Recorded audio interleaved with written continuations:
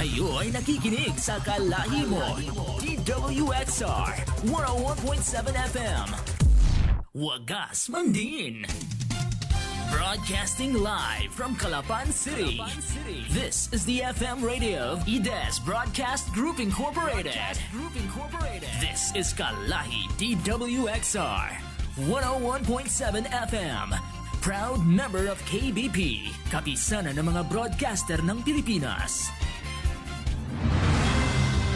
Disclaimer, ang mga pahayag, komento, pananaw o opinyon ng anchor at mga panauhin sa programang ito ay hindi opisyal o personal na pahayag, pananaw o opinyon ng DWXR 101.7 FM at sa management and staff ng himpilang ito. Disclaimer. The views and opinions expressed in this program are those of the speakers and do not necessarily reflect the views or positions of DWXR 101.7 FM management and staff. Narito na ang makabagang uri ng balitaan at talakayan sa radyo. Balita at talakayan. Balita at talakayan. Hihimay ng mga isya, talakay ng mga maiinit na usapin. Maglalahad. Punto por punto. Balita at talakayan. Tambalan, Sandy Soriano at Dom Lago. Alas 12 ng tanghali. Lunes, Miyerkules at Biyernes. Kasabay ng inyong tanghalian. Balita at talakayan. Dito lang sa himpilan ng DWXR 101.7 Kalahi Mo FM. Balita at talakayan.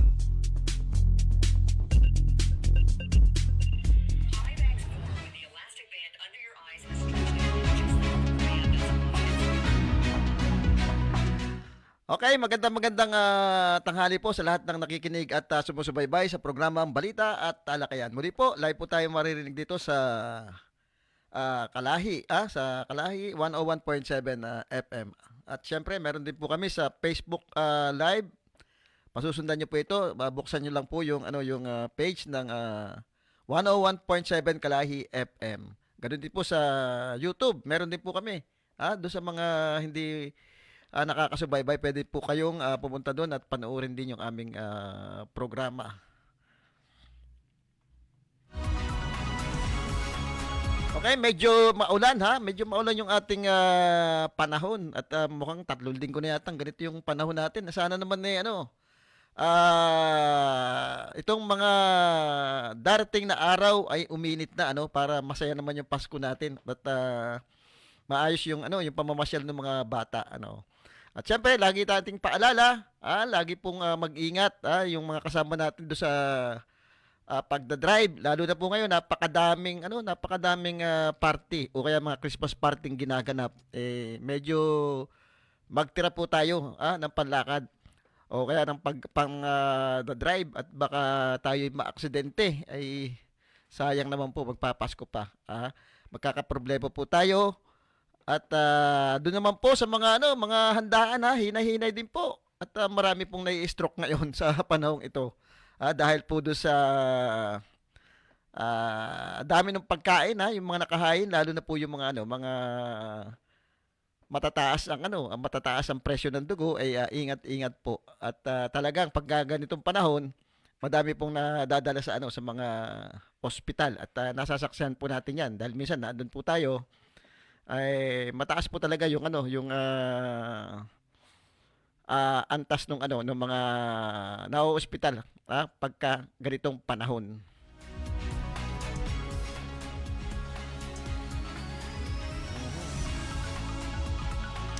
Ayun po yung pong ating mga kababayan utay-utay na pong nag-uuwian sabi nga yung mga artistahin ng Mindoro. Kaya lang ang laki ng problema natin diyan sa Batangas ngayon.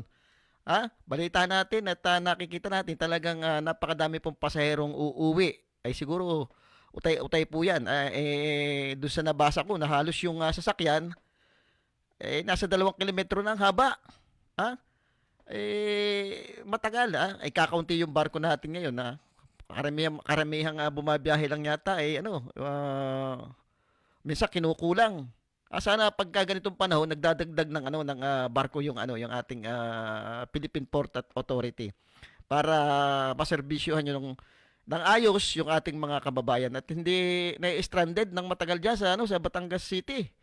Dyan sa pier, napakadaming problema. O ang balita pa natin, talagang yung mga sindikato dyan talagang madami eh. Ha? Hindi natin alam, baka mamaya naandyan na naman yung insurance company dyan sa may inilipat na gate. Baka humabol diyan.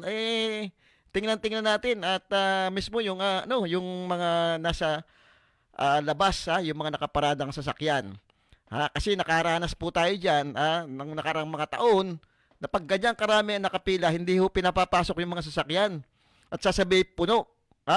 Pero may mga nag-aahente po para kayo makapasok doon. At tingin ko may mga kasapakat ito sa loob ng mga tao.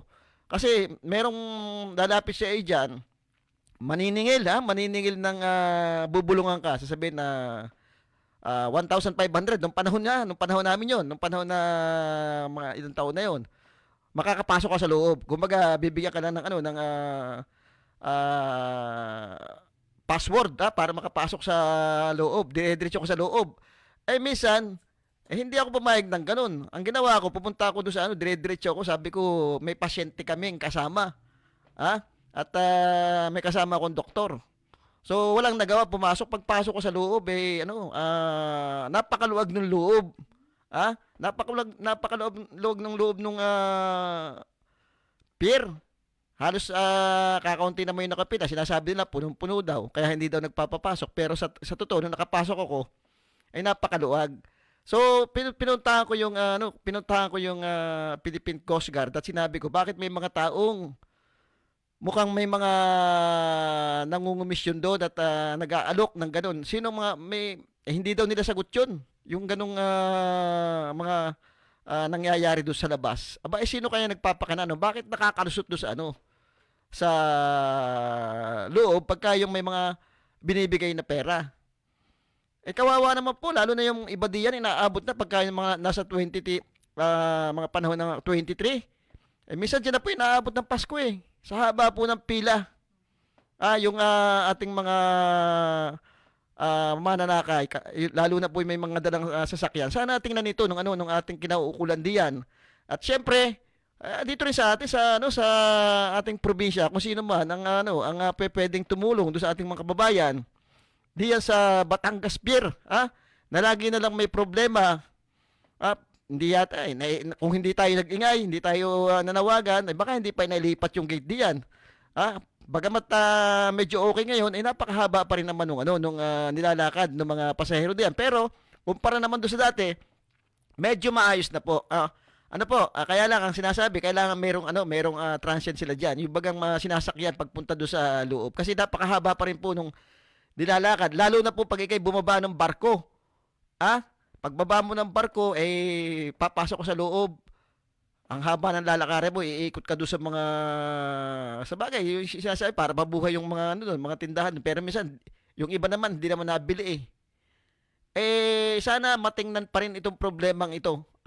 Problema na nga natin, yung mataas na, na pasahe diyan, na hanggang ngayon, hindi pa nare-resolve. Kasi nga, sinasabi nila, deregulated daw ito. Pwede pala sila magtaas na wala tayong magagawa.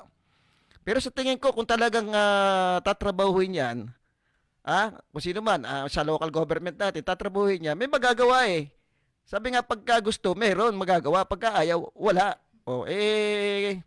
Hindi lang natin alam, baka nga mamaya may nangungumisyon na diyan. Sa pamasahe ng barko. Kasi minsan nung mga nakaraang panahon, buti nga ngayon mahigpit yung Philippine Coast Guard. Nung mga panahon na hindi mahigpit, nag-o-overload yung mga yan. May nakausap ako noon na mga taga-barko na yung pala pag lumalabis, pag lumalabis daw di umano, ang kwento sa akin ay napupunta doon sa mga sa mga official diyan. Kaya minsan kahit overload nakakalusot. So sana maging mahigpit ang ating mga kinauukulan diyan, lalo na yung Philippine Coast Guard. Maging mahigpit do sa mga pasahero kung anong load lang ba talaga niyan. Sana yun lang yun lang yung patakbuhin nila. Dahil pagka may nadisgrasya o kaya may nangyari, ay kawawa po magpapasko. Ito'y magbabagong taon, mag-New Year, Sana naman po makarating ng maayos itong ating mga kababayan. Dito sa atin sa probinsya, may problema rin tayo eh. Yung kuryente natin sumasabay sa Pasko eh. Patay sindi. Sana maging maayos itong ating Pasko, hindi yung patay sindi na sumasabay. O sa dami siguro ng mga pailaw, bawat bayan may pailaw eh. Ang lakas ng konsumo ng kuryente na yan. Ang lakas ng sasabihin pampasaya. Okay, mas maganda sana yan. At napapasaya natin yung ating mga kababayan. Pero nakikita natin, pagdating pala sa ganyan, kaya naman palang punduhan eh. May pera pala yung ating mga LGU. Sana pagdating naman sa kabuhayan, kabuhayan ng ating mga kababayan, hindi lang yung puro ayuda ang binibigay diyan, mabigyan ng trabaho, maayos sa trabaho yung mga yan para naman hindi laging umaasa sa gobyerno. May pera nakikita natin. O bakit hindi gamitin sa mga livelihood project? Minsan magkaroon tayo ng mga programa, bawat bayan, livelihood project. O mabibigyan natin ng trabaho yung ating mga kababayan. Yung sa ating sinasabi lagi, yung sa agrikultura. Pagka ganyang ganyang panahon, pag December, nakikita naman natin, isipin nyo kung magkano nga inuubos na pera diya sa mga pailaw na yan. Milyon din yan. Milyon din. At siguro, dapat sinasabay din yung ating mga programa para sa ating mga kababayan. Yung mabigyan ng maayos na trabaho, di ba? Maayos na pagkain. Yan po dapat dapat po yung prioridad sa health. Yung lagi nating sinasabi, yung sa health talaga nga napaka-importante niyan. At isa nga doon sa issue ng national ngayon, yung ating PhilHealth. Di ba yung PhilHealth na inaasahan natin sa health ay zero budget ngayon. Pero ayon naman doon sa panayam ni Congressman Ardan Panaligan, kahit zero budget daw yan, hindi daw maantala yung mga serbisyo. Ano ba totoo doon sa mga issue na yan? Dito nga sa atin kita nyo naman yung serbisyo sa health, diyan pagdating dyan sa provincial hospital, talaga namang hindi maganda. Paano pa pagka yung nga namang naging zero budget pa yan? Di lalo na nagkalukulo yung ating health. Problema pa rin natin dito. Yung conversion nga ng regional hospital na hanggang ngayon nakabitin pa. Ay napaka-importante pinito itong isyong ito na dapat ay naipapatupad na po itong regional hospital. Dapat hindi po ito pinatatagal Kasi ito ay pangunahing pangangailangan ng ating mga babayan pagdating sa health. Lalo na hindi naman natin maasahan ng ang provincial hospital. Pagdating sa mga gamot, kulang pagdating sa mga pasilidad. O problema sa mga pasweldo natin, laging delay. Problema doon sa mga palakasan diyan. Ito'y sakit din ng ulo ng ating provincial government kung tutusin. Ngayon, kung gusto nilang mawala yan, ibigay na nila sa sa national. Hayaan na ang regional hospital, hayaan na nilang ipatupad sa lalong madaling panahon itong ating pag-aproba diyan sa regional hospital. Huwag na tayo mag-isip ng ibang lugar kung saan itatayo yan. Kasi tatagal pa po yan ang tatagal. At baka sa pagtagal pa niyan, mawala sa atin yung oportunidad na dito ilagay yung ang regional hospital. Itong ating provincial hospital ang sinasabi nga ni Secretary Herbose, mas maganda na ito itong kasalukuyan. Kasi i-convert agad pumayag lang ang provincial government.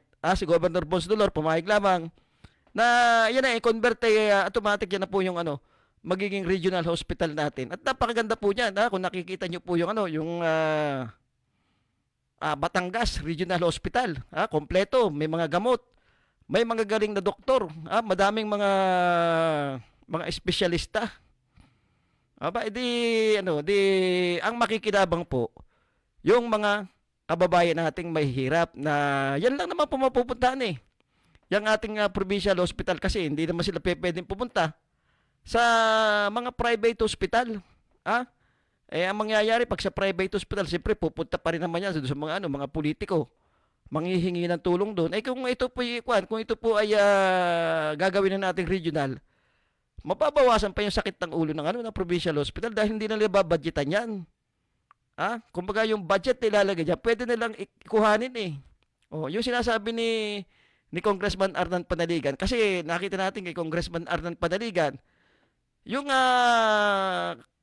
pagnanais talaga niyang iprioridad lagi yung kalusugan ng ating mga kababayan. Kaya nga nung naging governor siya, nakita natin, di ba, na ipatayo yung bagong provincial hospital natin. Yung mga community hospital. Napakaganda po nung una yan eh. At hindi po nagkakaproblema ng mga ganyang problema na nauubusan tayo ng gamot, kulang tayo sa mga pasilidad. Ganun po dapat ang isang attitude ng isang politiko. Yung kung alin yung pangangailangan ng ating mga kababayan, po dapat ang inuuna. Hindi, sinasabi natin, may mga infrastructure tayong pinagagawa, ang daming building. Pero, yan ba ay direktang mapapakinabangan ng ating mga kababayan? Kaya dapat mayroong prioridad. At nakita natin yan kay Congressman Arnan Panaligan na kahit nga doon sa kanyang opisina, ay pagka kayo pumunta doon humingi ng tulong, talagang malaki po ang binibigay pagdating doon sa mga pangangailangan ng ating kababayan.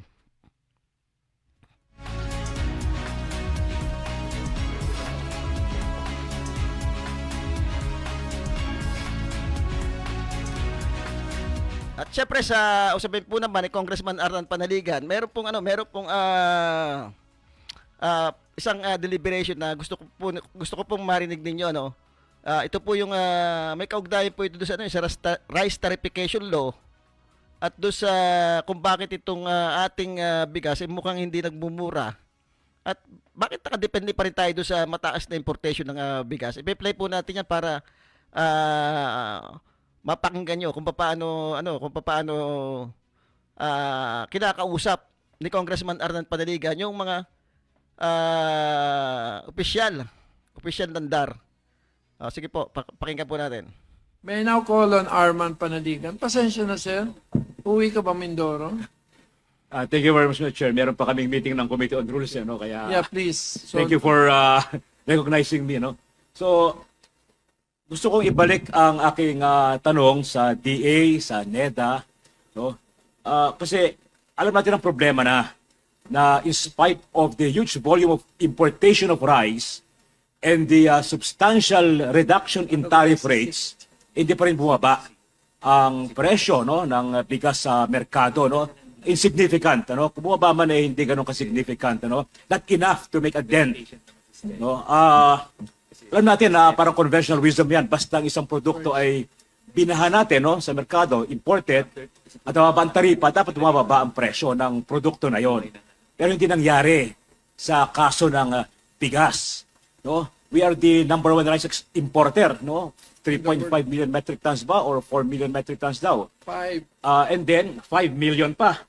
So no doubt na dapat bumabaha ang merkado ng bigas, dapat bumabagsak ang presyo rin, as economists would say. And then binabaan pa ang taripa from 35% to 15%. So ginamit ng gobyerno yung dalawang tools na supposedly anti-inflation, flood the market with imports, reduce tariff. Yan ang usual tools to fight inflation. Pero hindi nangyari. Insignificant ang paggalaw ng presyo ng bigas. So, sa DA, sa NEDA, napag-aralan niyo ba yung anatomy of the rice trading industry? Nasaan ang problema? Let's simplify, Nasaan ang problema para masolusyonan natin agad? Can I ask DA and NEDA, na-pinpoint ba ninyo yung problem area at ano ang particular steps? Palino kasi, Mr. Chair, na in spite of the flood of imports ng bigas, in spite of the drastic reduction ng tariff, hindi nagbe-benefit ang farmers. Kasi because of the flood of imports, napagsak ang presyo, farm gate price. And I know that kasi nanggaling ako sa isang distrito na rice producing area. And then, ang consumers hindi rin naman nagbe-benefit kasi hindi nga gumagalaw ang presyo ng bigas. So, yung anatomy ng rice industry, nasan doon? Ang problema dapat tutukan ninyo.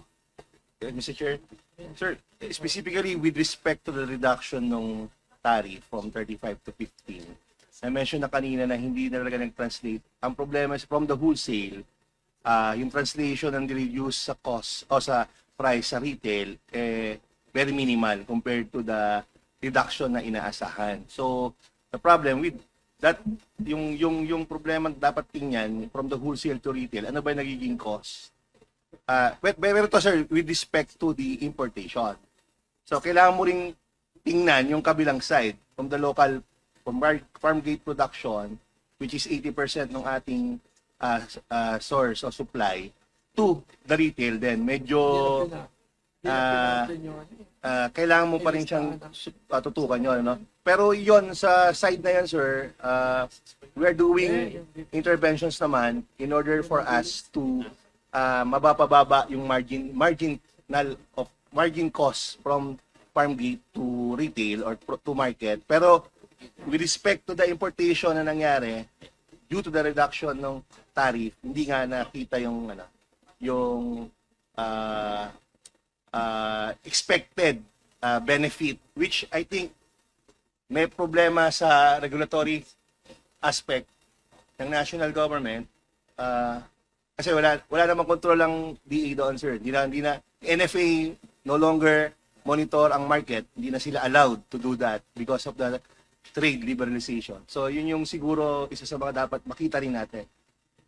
Well, so you're referring sa, kasi mas malaki pa rin naman ang yung ating supply ng bigas, mas malaki pa rin yung nagagaling sa local production, no? Compared sa imported, ilang porsyento ang local production sa Roughly imported? 80 to 20, sir. Oh, okay. So are you referring na bukod sa maring problema ng mga importers, ano?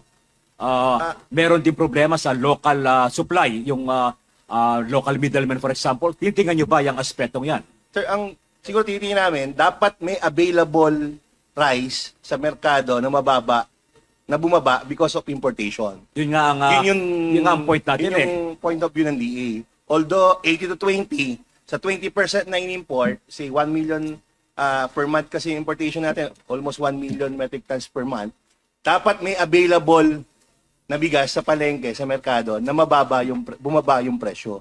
Hindi natin sinasabing bababa yung average kasi 80 to 20 nga, pero dapat may available na volume dahil dito sa mga nag-import na mababa yung presyo. Yun po yung tinututukan ng mga programang ini-introduce din ni Secretary. Definitely, dapat nagkaroon ng epekto yon. Yung flood of imports plus reduction of tariff na very substantive, ano? 35 to 15%. And according to the Bureau of Customs, ay 12 billion pesos in lost duties ang naging ang nawala.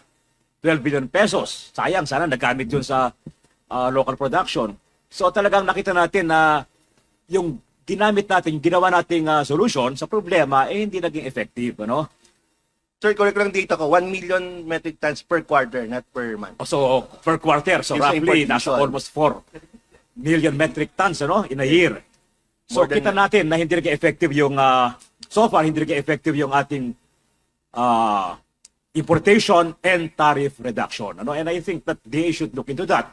Nabanggit mo, Yusek, na walang regulatory power, no? Ang DA and NFA. But yesterday, the President signed yung RA, no? 12078 na nagbibigay greater power sa DA. And I hope that you will use this available tool sa inyo to combat, to fight this rising price ng rice, no? So kahapon ito pinirma ng Pangulo, RA 12078, kung saan ay binigyan strengthening the regulatory function of the Department of Agriculture, Section 5. So I think you should implement this law aggressively. Hindi dapat maging timid or malambot ang DA. Kasi binigyan namin kayo ng sandata para matiyak na meron kayong regulatory power at ma-stabilize ang presyo ng bigas. I'm sure you're aware of this law. In addition, a few months ago, napirmahan din yung anti-agriculture smuggling, ano? Na-broaden natin ang definition ng smuggling, hoarding, profiteering.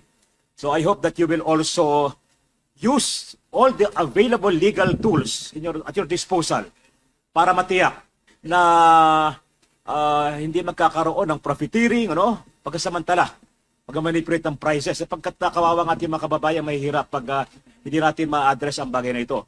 On the part, Mr. Chair, on the part of Congress, ginawa natin ang ating magawa, no? Ating function is to make laws. We pass the necessary legislation. It's up to you sa Executive Department through the DA na ito'y ipatupad, no?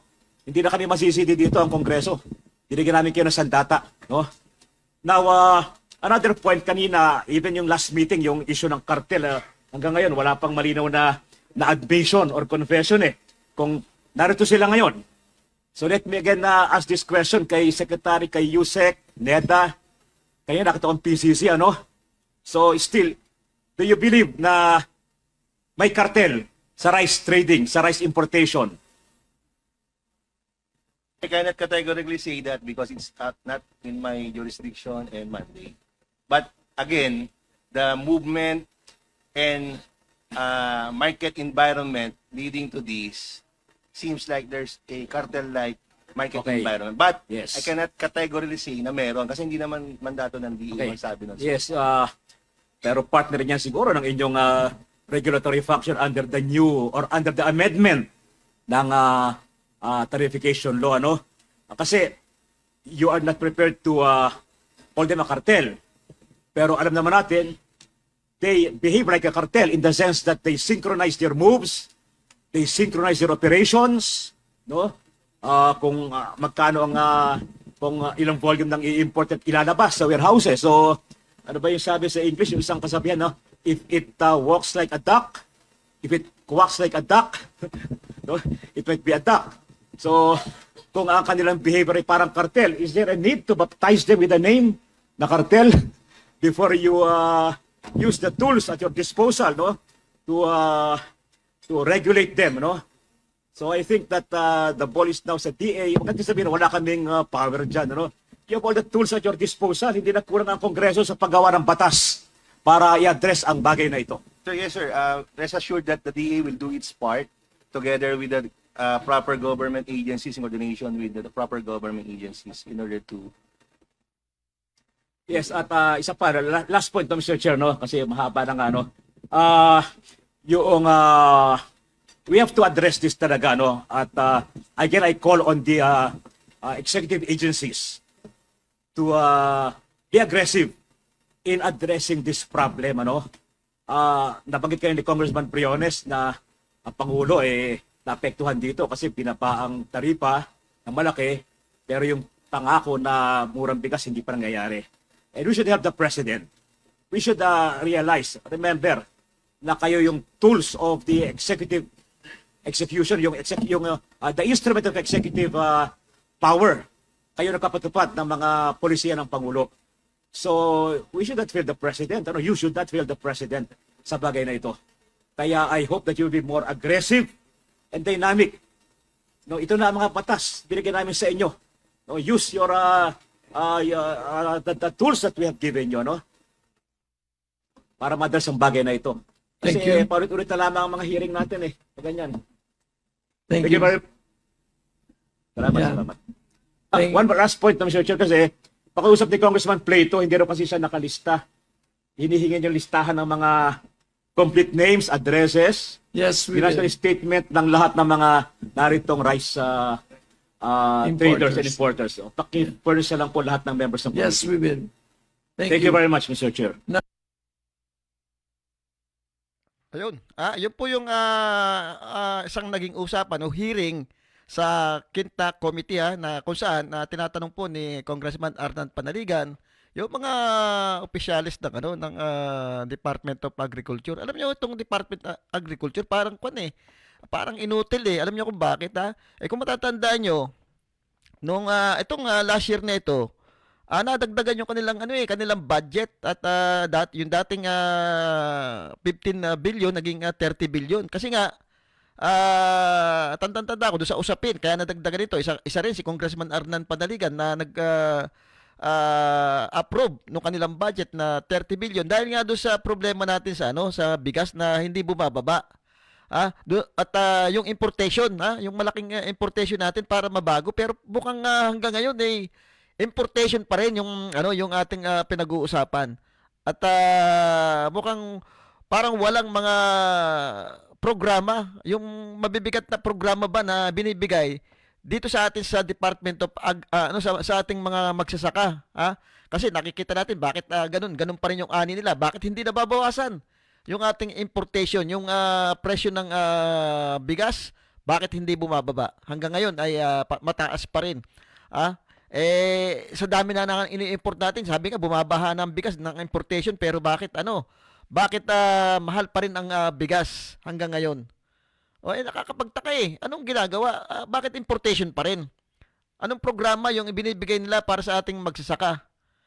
Kung matatandaan nyo, itong, di ba, itong Vietnam at saka Thailand, nagmula ito sa gera eh. Maunlad ng Pilipinas, so panahon yun, kumbaga, angat na tayo sa kanila, nasa gera pa sila, tinulungan pa natin. At nung itong mga ito ay nakatapos sa gera, lumaya na at naging malaya na sila, nagpadala sila ng mga magsasaka nila dito para mag-training. Dito nag-training yung mga yan eh, yung mga magsasaka ng Vietnam.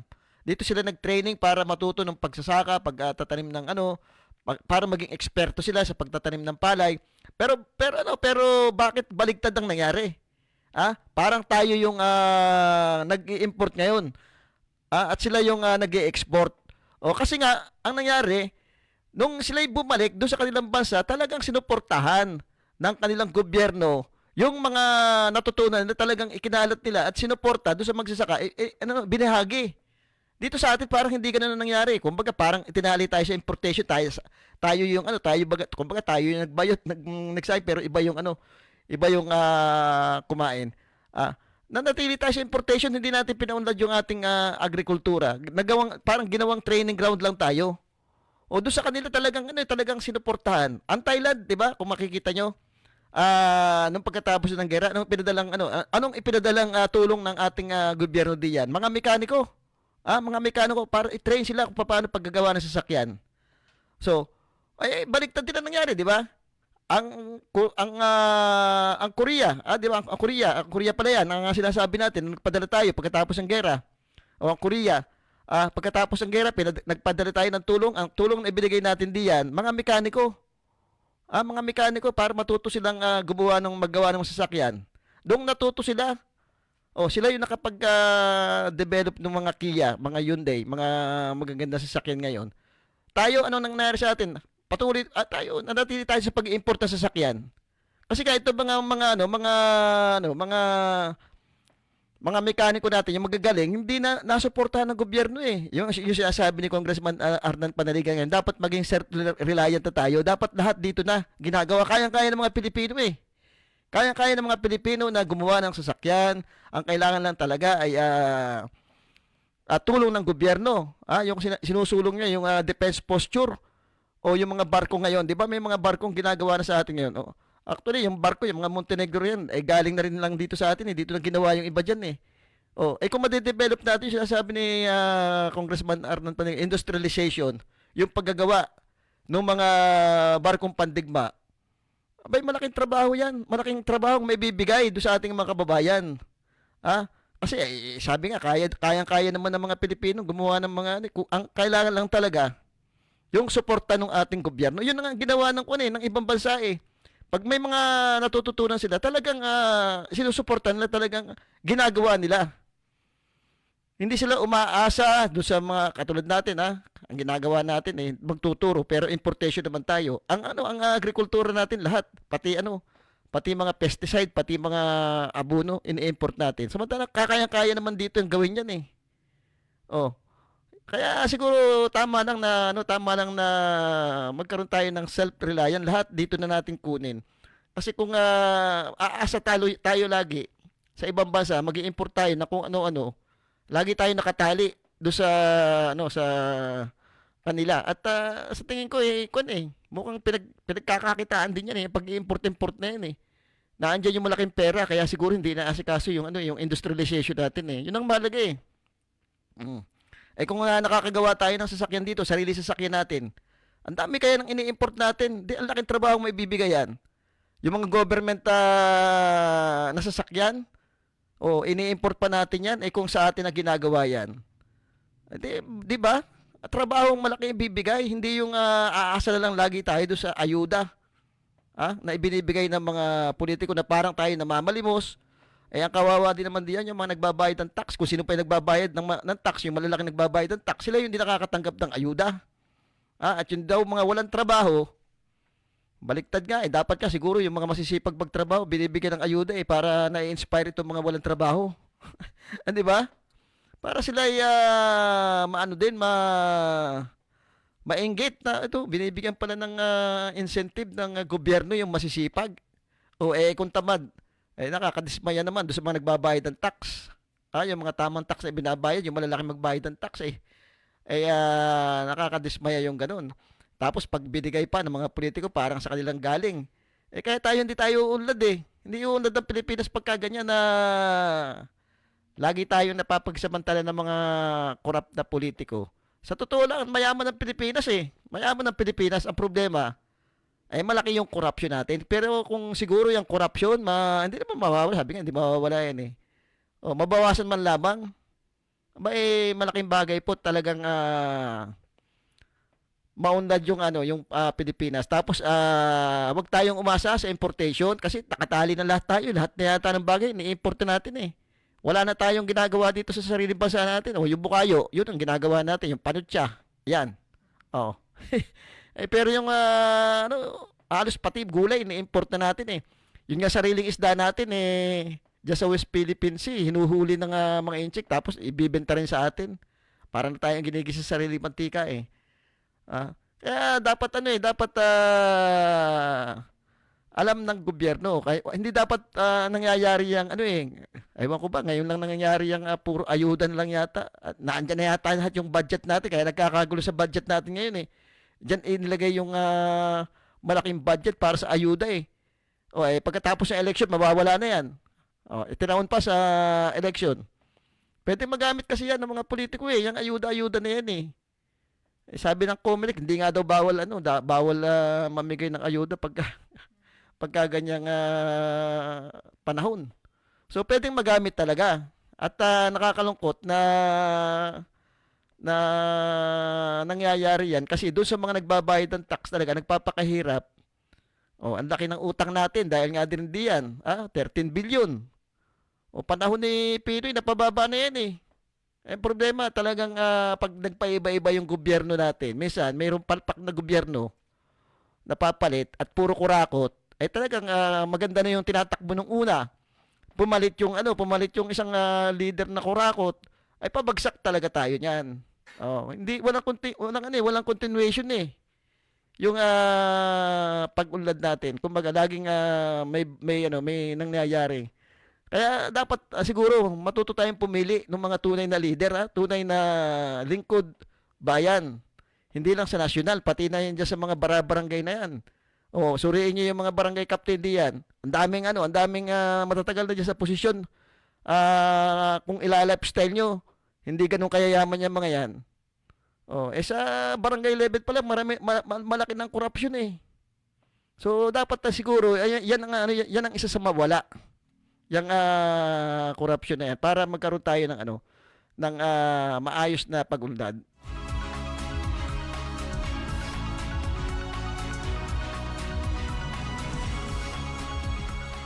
Okay, binabati ko si Kapo Pong Ortega diyan sa bayan ng Victoria. Kay Kapo Pong Ortega, makakasa kayo ng isang malinis na gobyerno. Walang may iwan.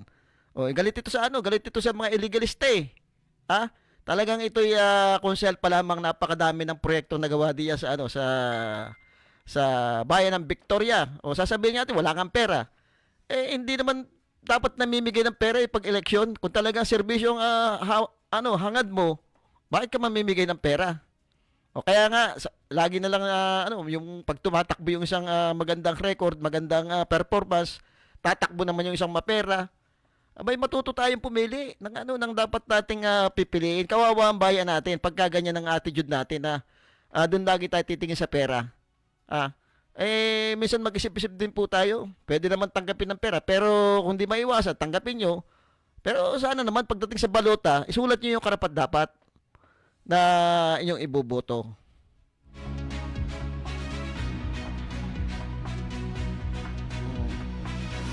Diyan sa Victoria, madaming ano diyan, madaming mga illegal na hindi nasasawata. Kasama na diyan yung mga illegal gambling. Ha?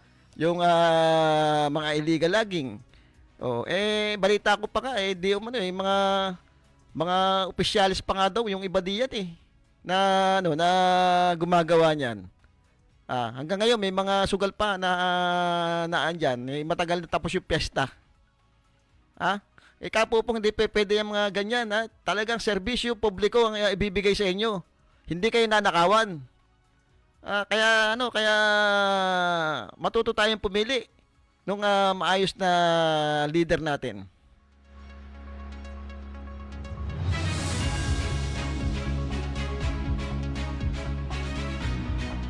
Batiin ko rin pala si Congressman Doyle Liachon, Talagang ito yung taong makikita mo na talagang sasabihin mong action agad.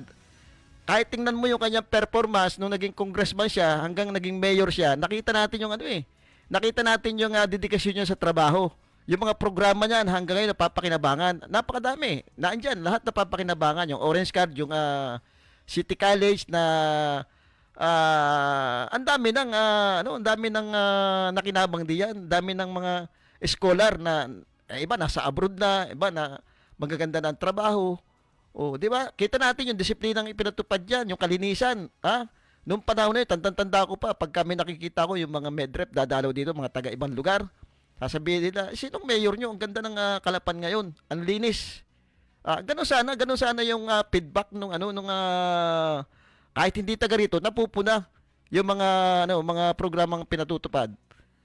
Ngayon kita natin, 'di ba, yung palengke siya sa naging naging programa niya.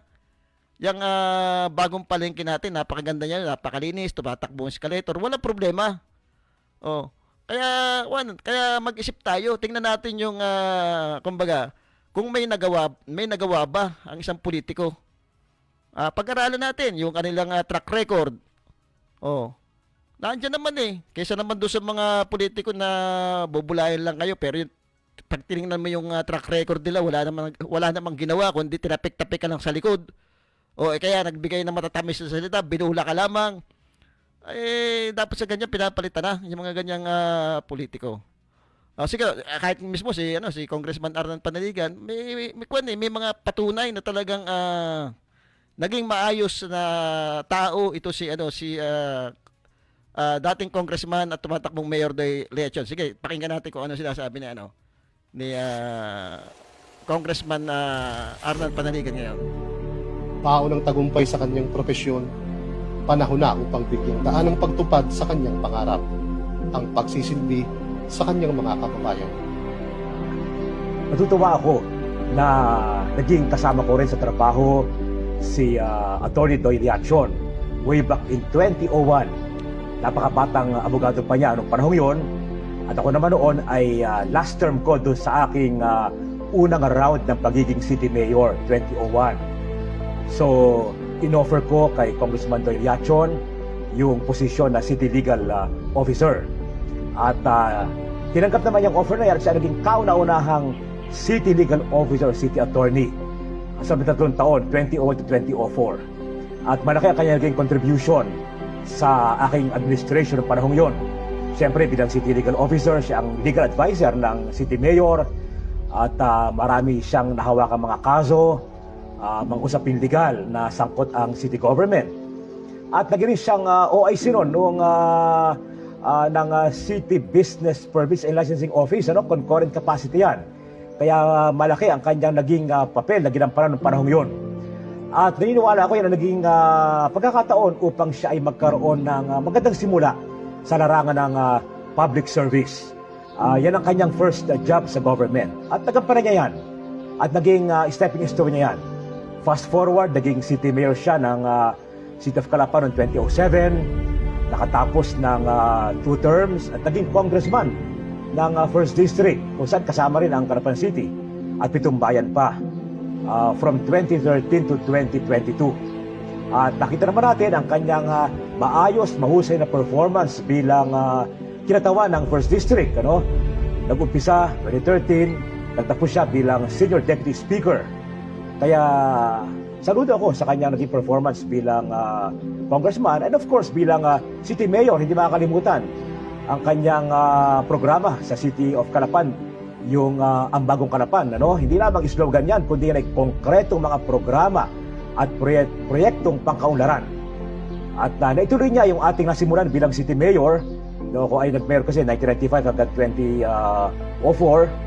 At naituloy ni Congressman Doy, ni dating Mayor Doy, ang ating mga nasimulan bilang city mayor. And of course, yung kanyang performance bilang congressman ay isang bagay naman na hindi natin pwedeng maliitin, or baliwalain. Kaya masasabi natin, nagkaroon siya ng malaking contribution sa development ng ating city at ng First District at ng buong lalawigan, for that matter. Okay, yan po yung sinasabi ni Congressman Arnan Panaligan. At syempre si Congressman Arnan Panaligan ay hindi po magsasalita ng isang pagpapatunay na talagang itong si dating congressman at tumatakbong mayor ngayon Doy Lechon ay talagang naging maayos yung kanyang paglilingkod, naging bahagi nung pag-unlad nung Calapan City. Kita-kita naman po 'yan sa mga proyekto niya na hanggang ngayon ay pinakikinabangan ng ating mga kababayan. Ay, sabi po ni Edmond Concepcion, turnover na sa DOH. Ito po siguro yung regional hospital. Ayan naman po ang panawagan lagi natin kay Governor Bons Dodor na wag nang patagalin. Wag nang i-delay pa yung conversion ng ating provincial hospital into regional hospital kasi madaming habang tumatagal po yan, madaming nakukumpirmisyo sa kalusugan, lalo na yung sa ating mga kababayan. Kaya siguro wag nang patagalin. At malaking tulong po yan at maganda kung magiging regional hospital na yan. Magiging kabawasan din yan sa pondong binibigay ng ating provincial hospital. Ngayon, kung gusto po nyo na may provincial hospital pa rin, pwede naman po. Bigyan natin ng doon sa ibang lugar natin ilagay yung provincial hospital natin at payagan na po natin itong ating DOH na mag-take over diyan. Yung sinasabi ni Secretary Herbosa, mas magandang yan na nga para i-convert na lamang. Hindi na tayo tatagal pa ang usapan diyan sa ating regional hospital.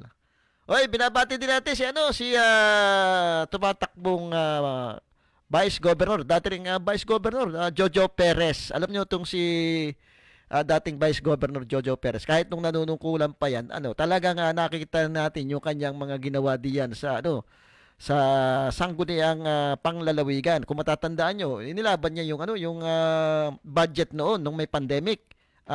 Yung pandemic ay nagkaroon din ng giriendiyan sa pagitan ng sangguniang panlalawigan at ng executive, parang yung nangyayari ngayon sa city. Kaya lang dito ay sa health yung inilaban ni Vice Governor Jojo Perez. Kasi nung pandemic, ay nakakapagtaka na parang ang gusto ng executive nung panahon na yun ay ilagay yung napakalaking budget doon sa infrastruktura. Isipin nyo, kapanahunan niya ng pandemic, infrastruktura yung iisipin mo. So dapat, ang nilalaban nila, dapat ang mas malaki yung ating budget sa health. Medyo doon nagka-problema noon. Tsaka ito si Vice Governor Jojo, tanda ko ito itong talaga anti-mining ito nung panahon nila hindi makalusot yung mga pagmimina. Isa rin siya doon sa instrumento. Kaya napalawig natin yung 25 years mining moratorium na ito'y nangyari nung kapanahunan ni dating Governor Bart Marasigan. Kasi nung panahon na yun talagang bilib tayo sa mga nanunungkulan noon nung panahon ni Governor Bart Marasigan. Yung sangguniang panlalawigan noon talagang kumontra. Halos lahat yata sila kumontra. Kaya nagkaroon tayo ng 25 years mining moratorium. Pero ngayong panahon na ito medyo na iba. Nagkaroon tayo nung nawala siya. Ang pumalit itong ating kababayang artista.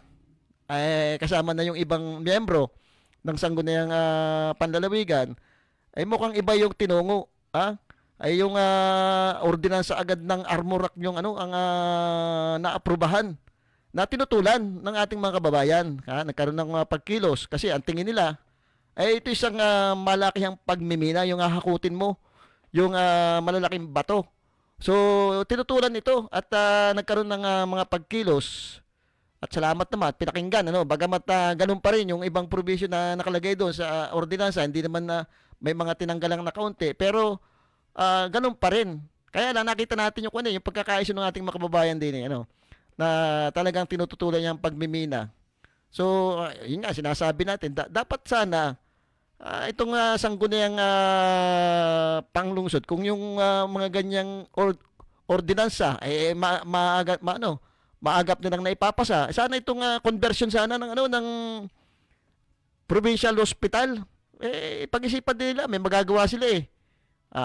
So nung panahon ng butuhan nga diyan sa Armorac. Ilan lang yung kumontradiyan na talagang makikita mo na kumbaga yung pumapanig do sa ating mga kababayan na laban sila do sa sa pagkasira ng kalikasan natin. Sino-sino yung mga yan? Si Bukal Bongbrocal. Si Bukal Josie Niria, Bukal Edel Ilano, Bukal Rona Leachon.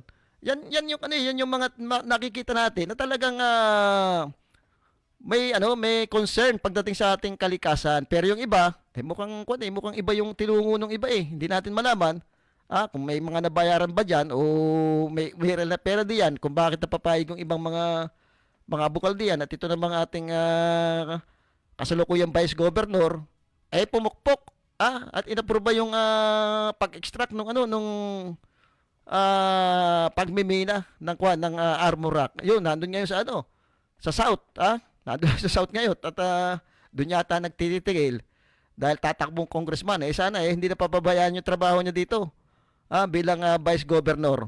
So dapat tingnan natin talaga sa darating na eleksyon, tingnan natin kung sino yung mga may mga magagandang track record. At yung wala naman, katulad niya, yung pumapayag doon sa pagmimina, wag na natin ibuto. Pag-aralan nyo kung dapat pa bagang manatili sa pwesto yan, mga yan.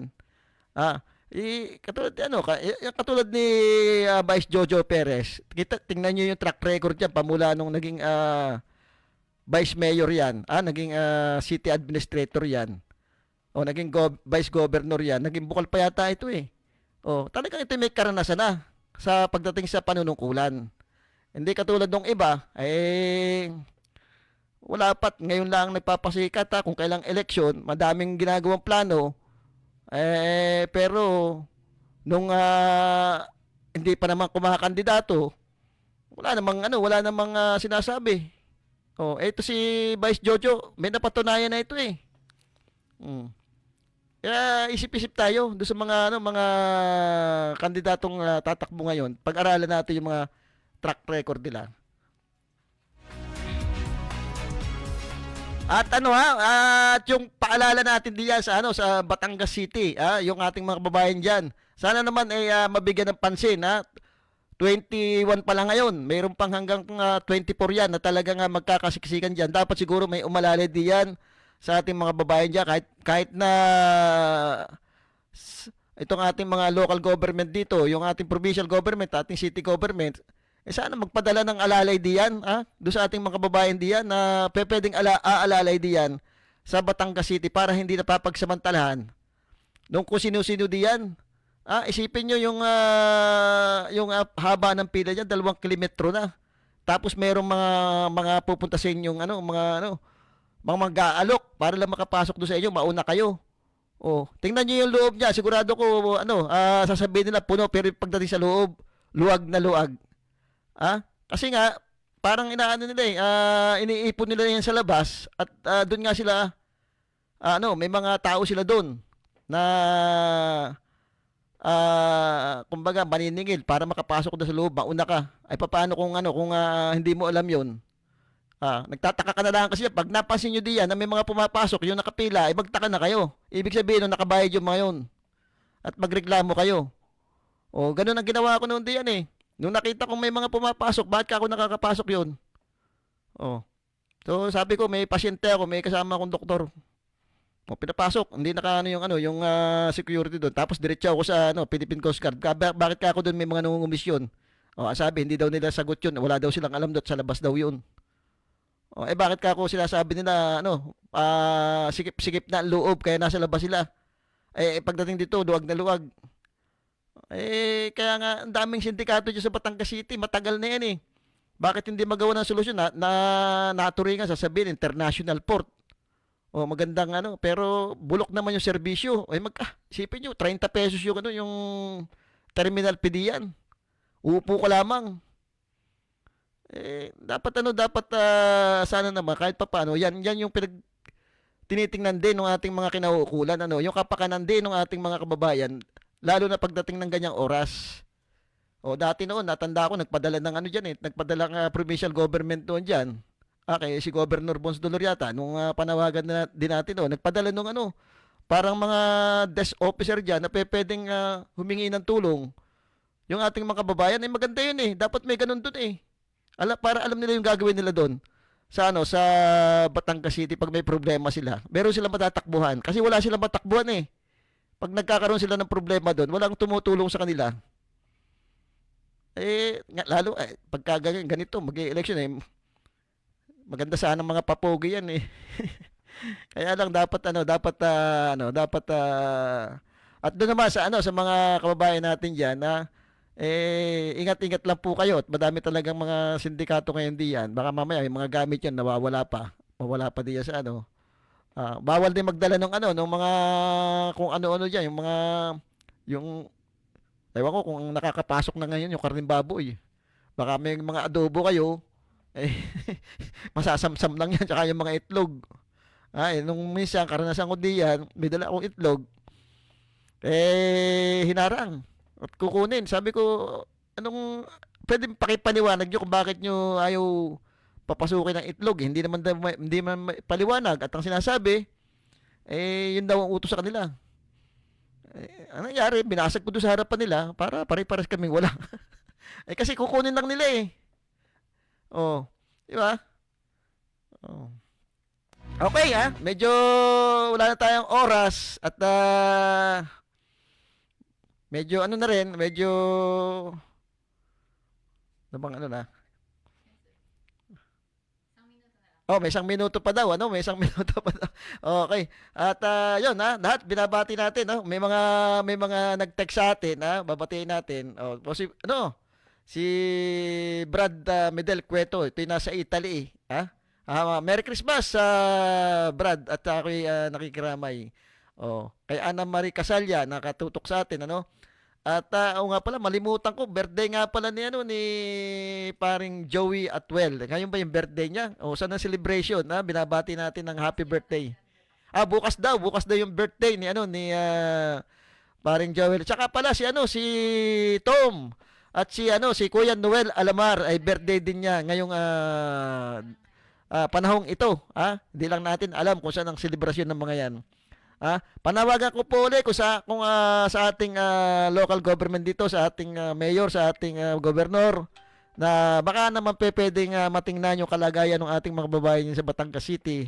Dahil kahit na konting tulong po, yung maalalayan lamang kung ano ba ang nangyayari. Sa haba po ng pila ngayon, talagang kitang-kita natin doon sa mga nakapost.